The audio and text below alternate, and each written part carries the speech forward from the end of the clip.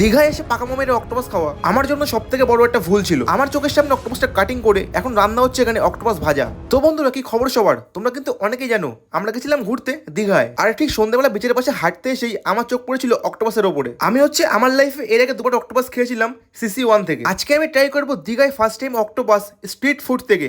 আর দাম ছিল মেইনলি এই অক্টোপাসটার, তা হচ্ছে 300 টাকা। বাপরে বাপ! তো গাইস, এই একটা অক্টোপাস যার দাম 300 টাকা। এখন হচ্ছে ফার্স্ট কাজ, একটুখানি ওয়াশ করতে হবে অক্টোপাসটাকে। মানে ভাই কিসব থাকে ভিতরে, নাড়ি বুড়ি অমুক তমুক এই সেই সব গাইস বার করা হবে। ভাই বার করে আজকে ভাই করবে এখানে ভাজা, মানে ভাই অক্টোপাস ভাজা।